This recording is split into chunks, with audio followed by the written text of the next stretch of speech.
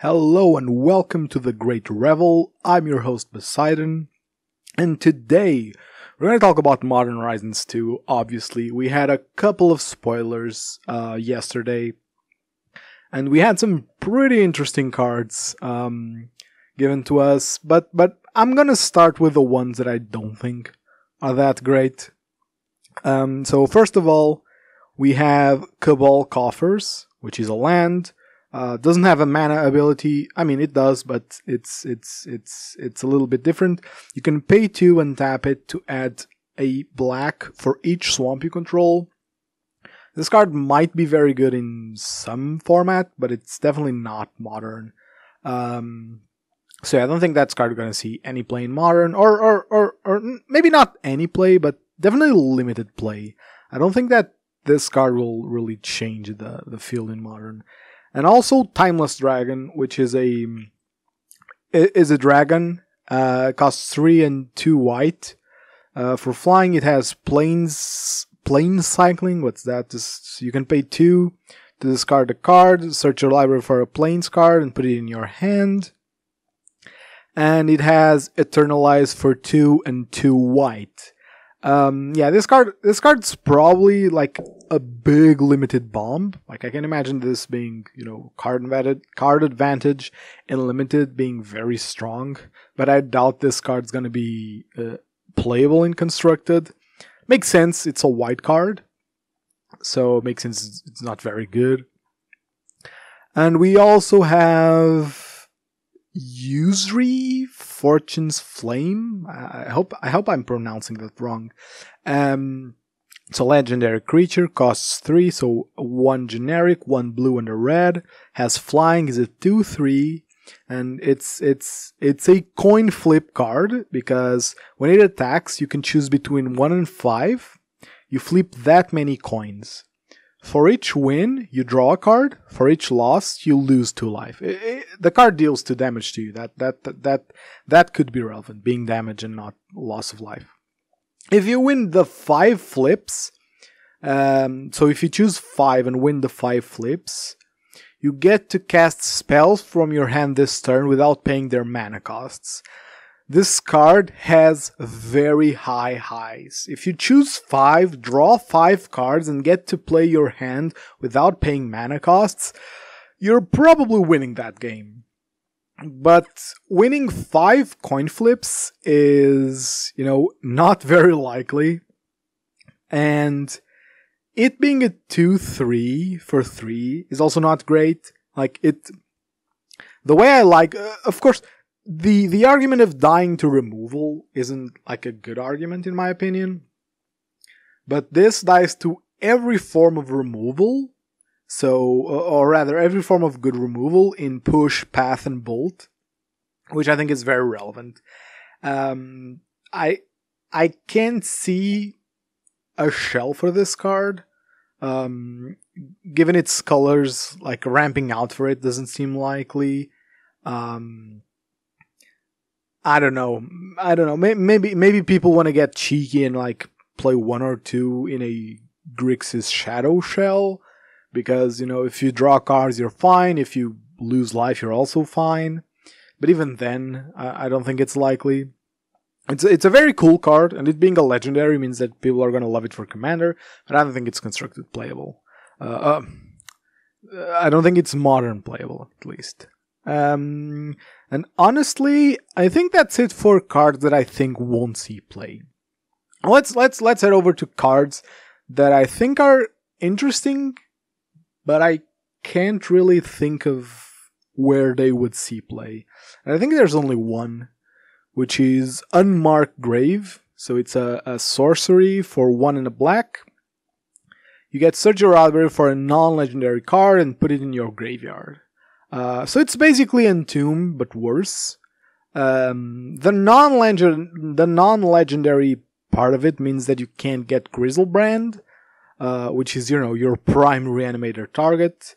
But the fact that it costs 2 is a bit steep, I think.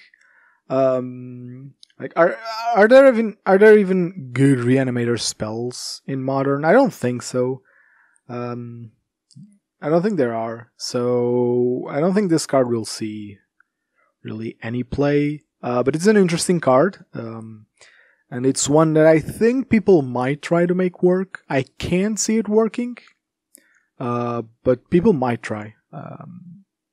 So yeah, that's that. Now let's head over to cards that I think are interesting and probably playable, maybe. And let's start with Profane Tutor. So it's one of those suspend cards that can't be cast. Like, it doesn't have a mana cost, but it has suspend 2 for 1 and a black. And when it comes out of suspend, it's a demonic tutor. If I remember demonic tutor's text correctly, which I might not, because I don't think I've ever even seen a demonic tutor because I don't play commander. Yeah, so it's a demonic tutor 2 turns later, which is very interesting for modern because there are a lot of decks that could potentially use this to go off on turn 4, and you essentially pay 2 on your turn 2 to go off on your turn 4 with all your mana. I think this might be the best tutor out there because it's cheap and essentially has no downside once it resolves. Like Grim Tutor, the one from M21, costing life is actually very relevant, and being double black means it's not very splashable. This one might come in some combo shells. Ad Nauseam was the first one that came to mind because that deck, with the loss of Mana Monkey, you kinda either have to have a lot of mana to combo, or you need a 3-card combo, and this essentially puts it at a 2-card combo because you're running a lot of copies of the one you're missing with Profane Tutor. So if you tutor on turn 2, it even resolves. It even only resolves on turn 4, so you still have like 1 draw in the meantime to find a missing piece, which is very cool. So I think this one will see some play. Again, I think Ad Nauseam definitely plays this. I'm not sure if there are other shells that might want it. But I think that any combo deck could potentially play this. Then we have Thrasta Tempest's Roar. And this one's a doozy. Legendary Dinosaur, it costs 10 generic mana and 2 green. But it costs 3 less to cast for each other spell you cast this turn. So it's a Storm Dino. It has Trample and Haste, which is very cool. It's a 7/7. And it has a new ability, which is Trample over Planeswalkers. Which means that the excess damage you deal to walkers goes to face. That's very cool.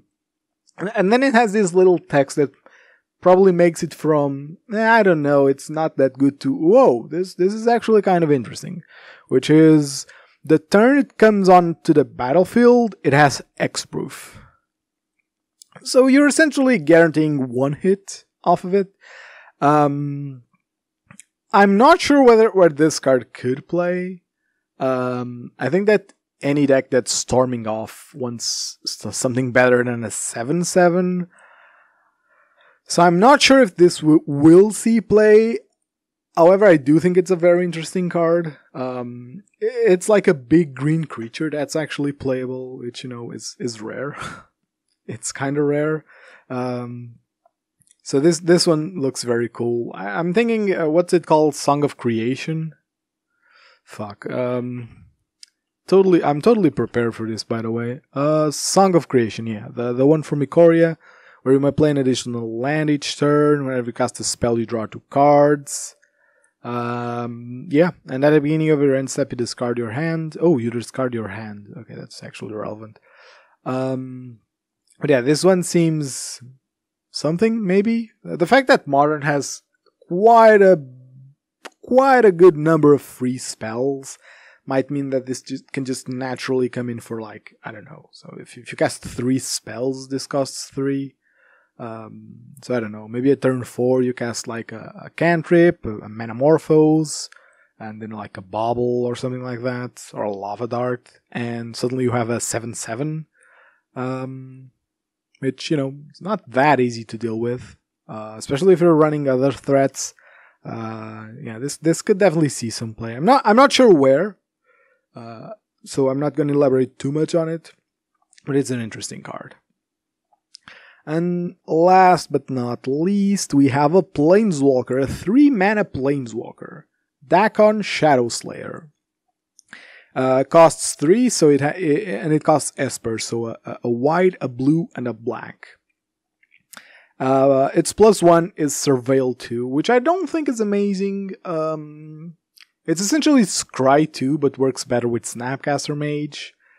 But I'm not sure if that's really that great. I think we've had a couple of walkers that their +1 is card selection instead of card advantage, but card advantage is so much better. However, it's -3, simply reads exile target creature, which is really fucking strong. A minus that simply exiles a creature is really good. It might see play because of that, because that -3, like paired with its +1, feels really good. And it has an ultimate ability, which is -6. You may put an artifact card from your hand or graveyard onto the battlefield. I'm not sure if this will ever be relevant. Like, I can't really imagine you playing this with like a big dumb artifact just to cheat in. Maybe you get to I don't know, tutor for a Battle Skull with your Stoneforge, and then play this, and a couple of turns later, if your Stoneforge dies and you want mana up, maybe you can -6 this, but I don't know. I can't imagine the -6 being relevant ever. But I think that the other two abilities are quite good, but what really makes this card is its starting loyalty, which is 0. But the card reads that it enters the battlefield with a number of loyalty counters equal to the number of lands you control. And that's pretty crazy, because if you play this on like turn 5, it's gonna come down with 5 loyalty. It upticks to 6, or downticks to 2. But that's really strong in my opinion. And the later you play it, the harder it is to kill, and the more value you get from it. Because if you get to minus it like twice without it dying, that feels really strong. But at its core, like I like to evaluate Planeswalkers like this. At its core, it's a 3-mana exile target creature, which isn't amazing, but you know what? It might be enough in a pinch to justify playing it. And then like the other upsides of it coming down and not dying, it coming down very late, and just making sure your opponent never actually untaps with a creature is also really strong. I've seen it mentioned somewhere that if you get to bounce it, if you get to flicker it, it just resets the loyalty, which is really cool, and it can reset to a lot of loyalty. I'm not sure. I thought about playing this in an Urza deck, because a Surveil 2 with Emry seems very cool. But I'm not sure if it's enough to make Urza relevant again. Especially because, again, the -6 is what gets me, because this is essentially a Planeswalker without an ultimate.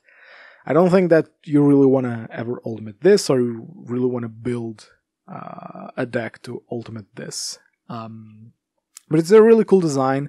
Again, just to reiterate this, I'm talking about cards that I think are interesting, not necessarily playable, but I think that are interesting enough to try and build around them. I won't, because I'm a freak that don't like to play red cards.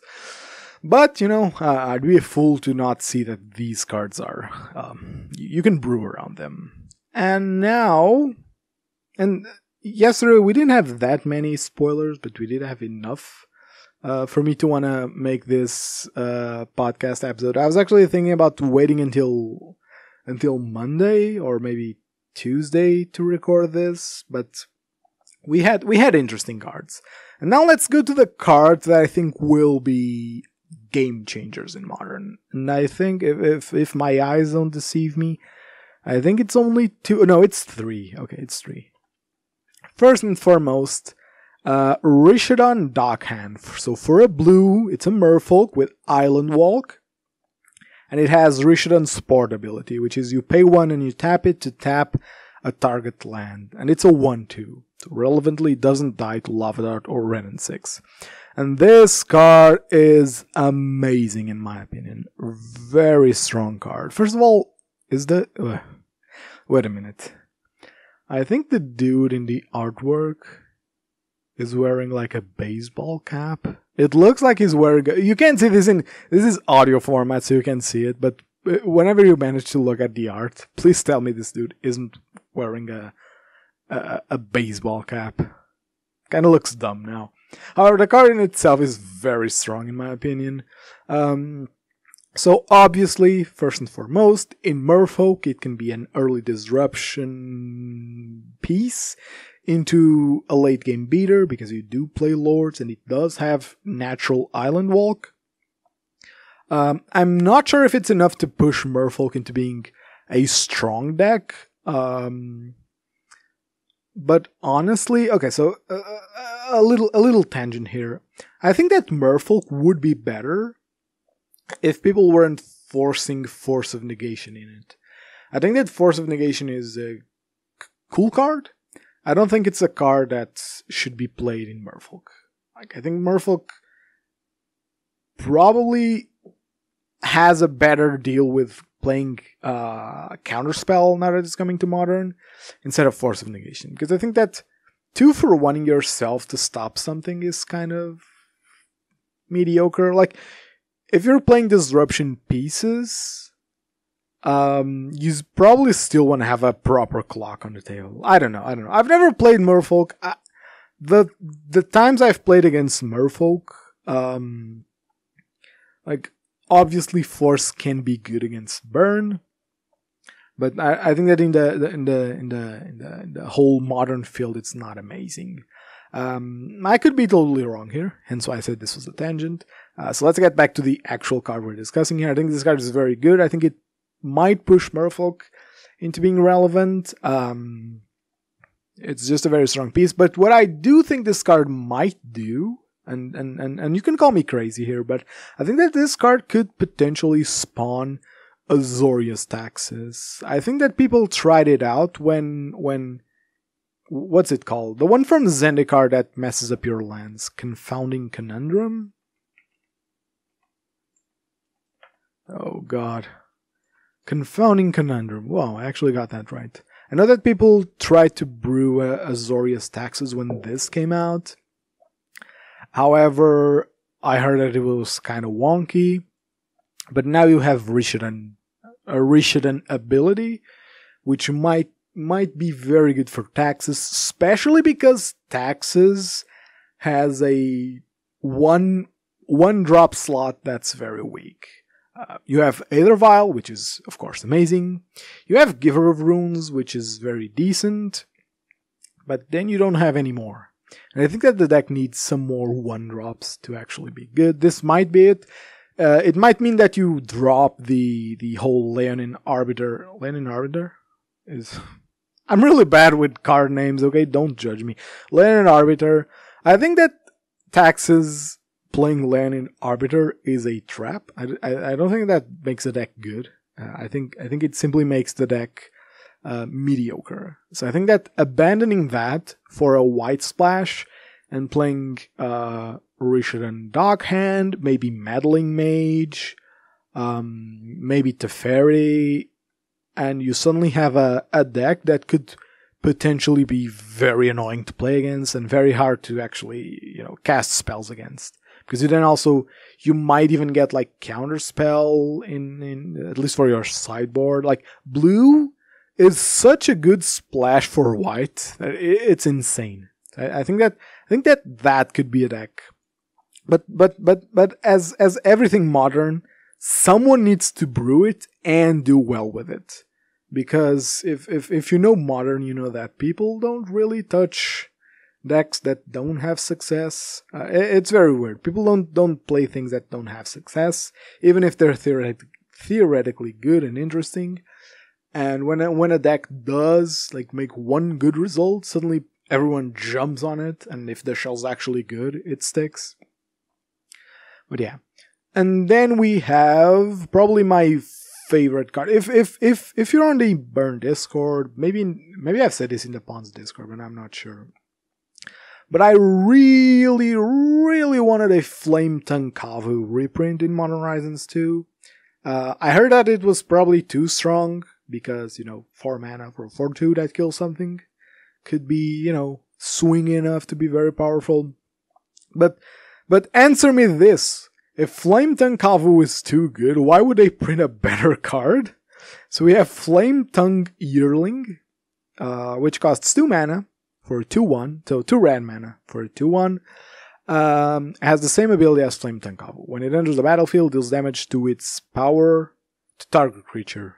Flame Tongue Kavu specifically said 4 damage, but this deals damage equal to its power. But it has Multi-Kicker 2. And it enters with a +1/+1 counter for each time it was kicked.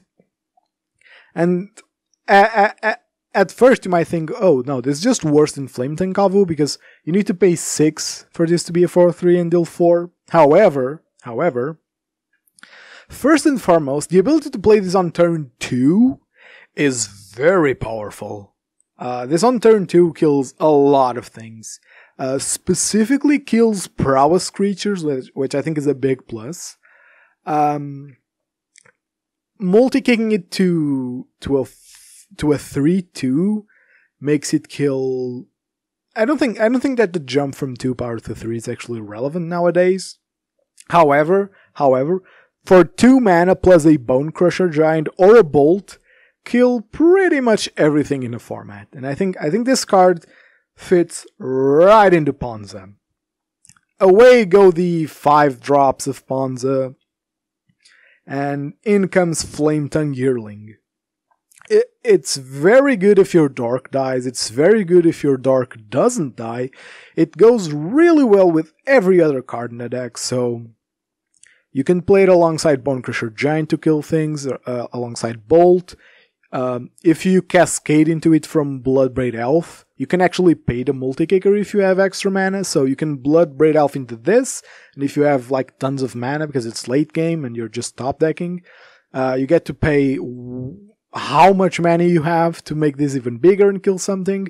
And it even has this niche little interaction with which I think is very cute, which is if you cast this late when your ramp is useless, you get to, instead of killing itself, you can kill a dork. So it essentially plays very well with every single card of that deck. Even with Chandra, because you can play Chandra on 4, uptick her and play this. Uptick her for mana and play this, because this costs a red and a red. So this card, I think this card will push Ponza.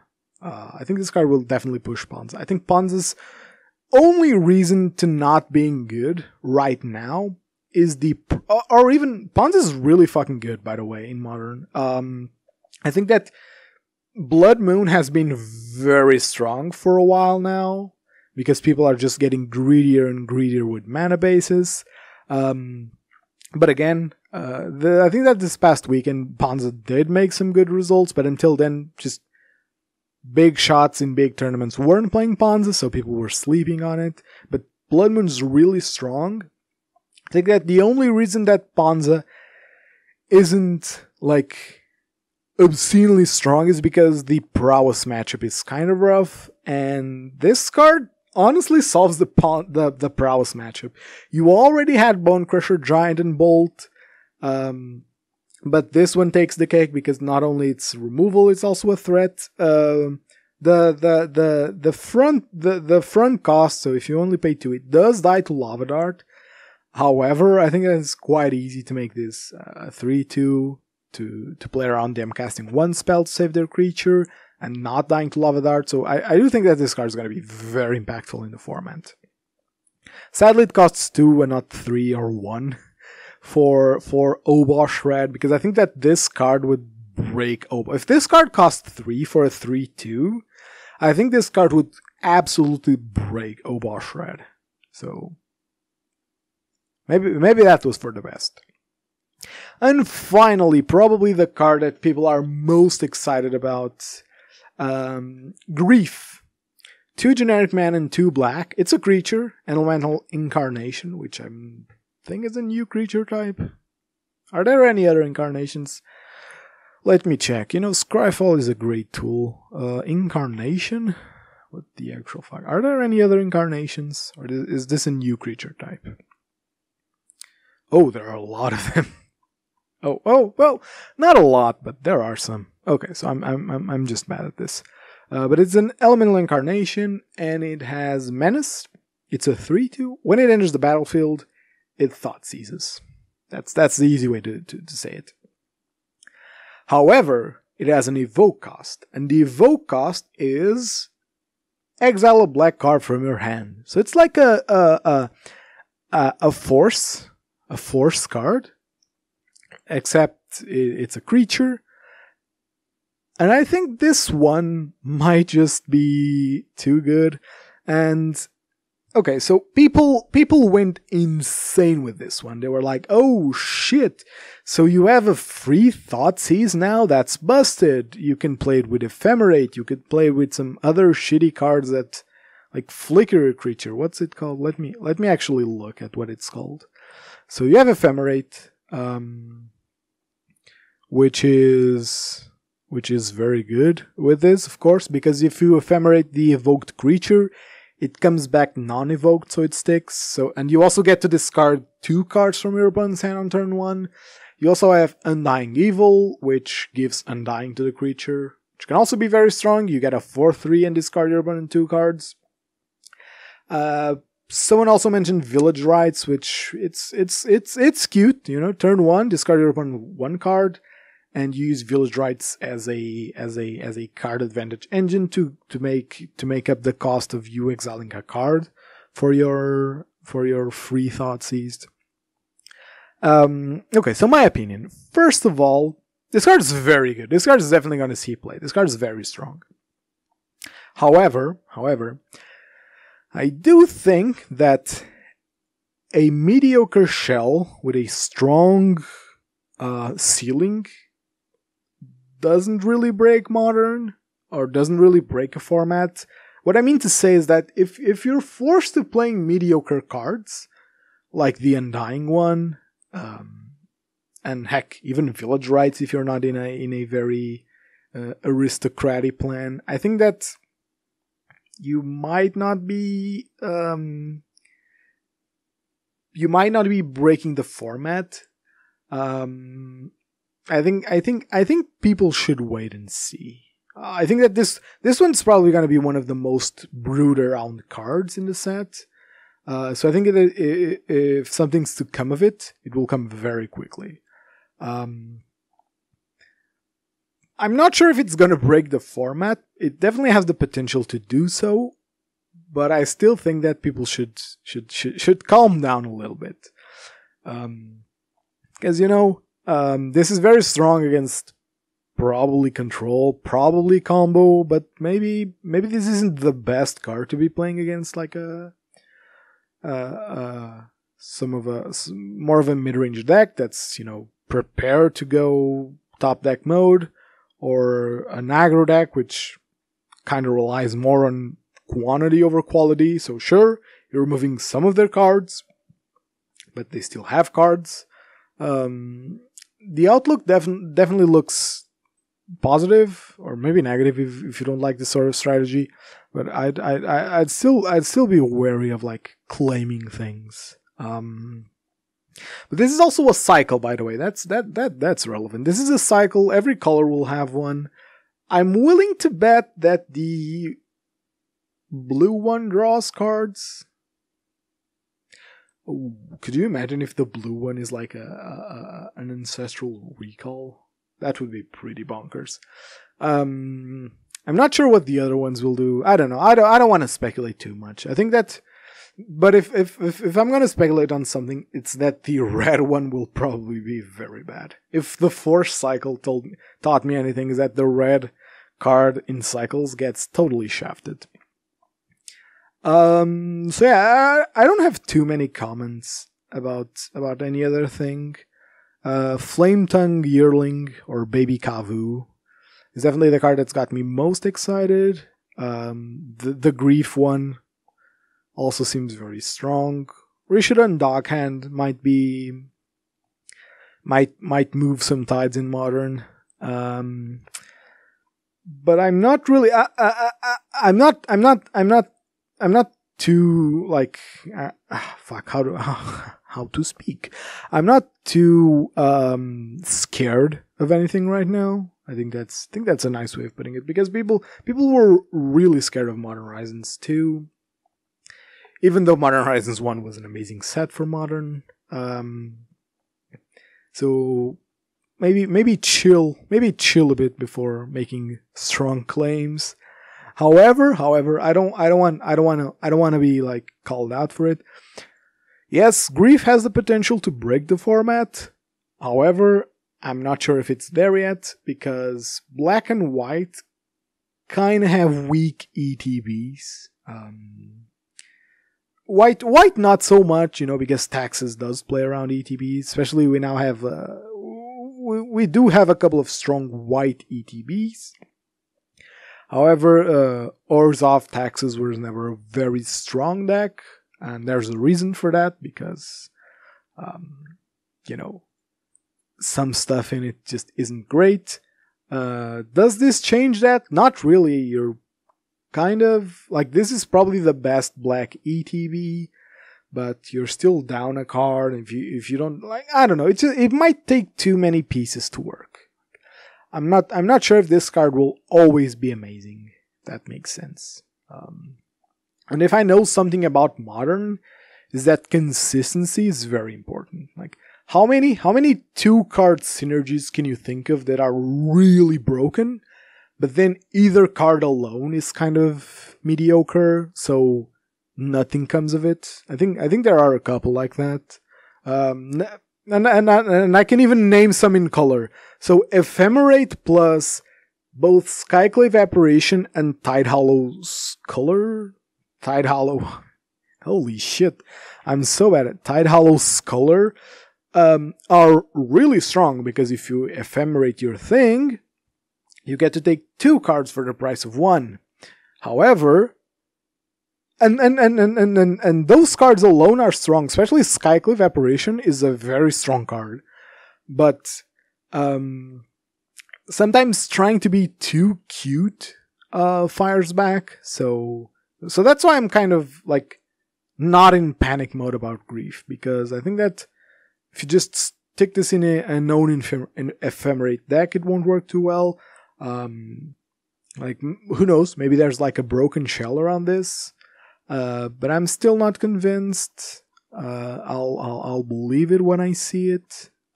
Because let's be honest, Orzhov as a color combo is kind of weak. So I'll remain unmoved until the format actually breaks. And by the way, don't get scared if like week 1 this deck looks unbeatable. Because 2 things. First of all, if you're not really like planning to play against it, maybe it is unbeatable. And second, if everyone is brewing around this card, then it will obviously make tons of results. I think that's something that people kind of ignore from time to time. When an interesting card comes out, lots of people try to play with it, so its numbers seem more relevant than they are. Because if everyone is playing a card, then that card making top spots isn't amazing. It's just it's inevitable, really. So I do think that be aware if first week Grief decks are very explosive and seem very strong. Don't start crying wolf right away. I remember Tybalt's Trickery. When Tybalt's Trickery came out, and like someone did it once, and people were like, "Oh, this deck is insane. It's unbeatable." First challenge came, and only one spot in the top 32. Because the Tybalt's Trickery deck was kind of weak. The Valky one, no, the Valky one was busted, but maybe don't panic right away. All right, this will be it for this week. Next week, I'm still not sure when, like at what days this podcast will come out. I wanted to make it like early week, so maybe Monday/Tuesday.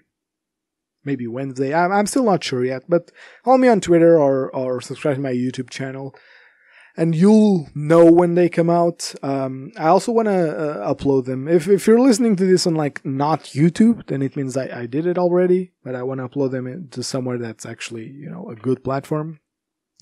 And also I want to say something else. What was it? Oh yeah.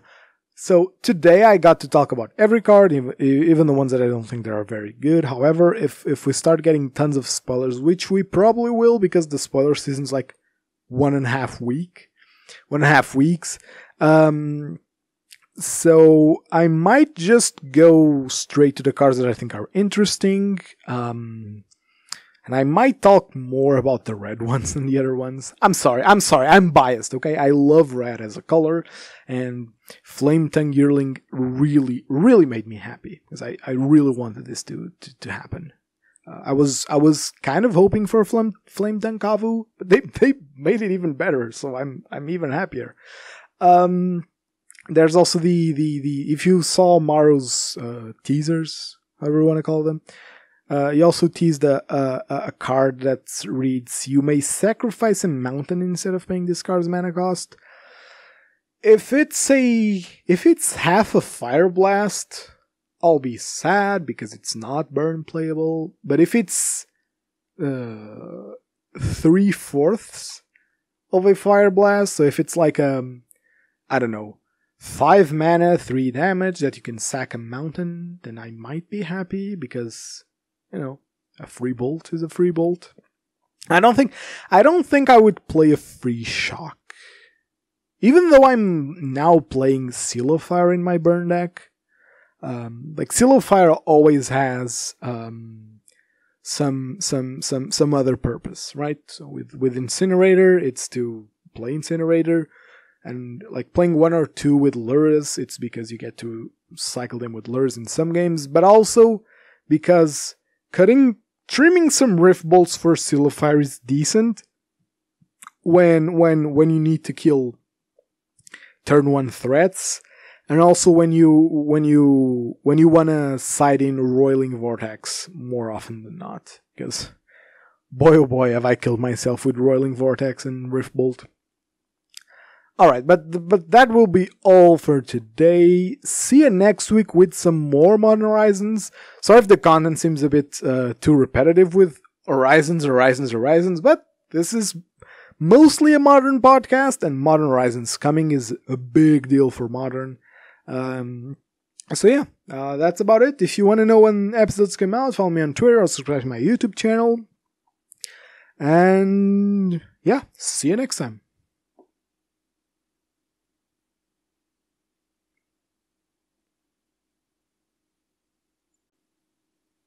Okay, so here's a little outro because I just found out that the 2 mana Entomb that's going to be printed in Modern Horizons 2 that I've talked about a bit earlier and said it wasn't going to be that relevant. I found out that there's a combo with it, so I feel like it's a bit scuffed to talk about it now, but I just found out about it after recording the episode, so I'm just gonna clip it in the end. So, there's a card called Footsteps of the Goryo, which for 2 and a black, return target creature from your graveyard to the battlefield, sacrifice that creature at the beginning of the next end step. It's a sorcery. So, you can turn 2 Entomb a Protean Hulk, turn 3 bring it back. When it dies, you fetch 4 Disciple of the Vault, 4 Hangerback Walker, and 4 Walking Ballistas.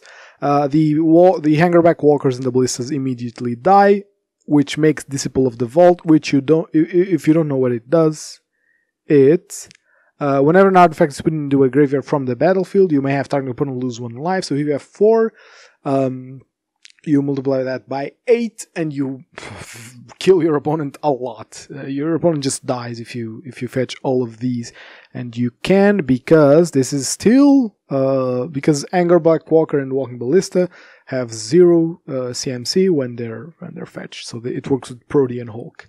And a turn 3 2-card combo cannot be relevant for the format. So this one might actually happen. I just found out about it, hence the scruffy end of podcast segment. But yeah, it looks like maybe there will be a combo deck around this interaction. Thank you for listening in, and see you next time.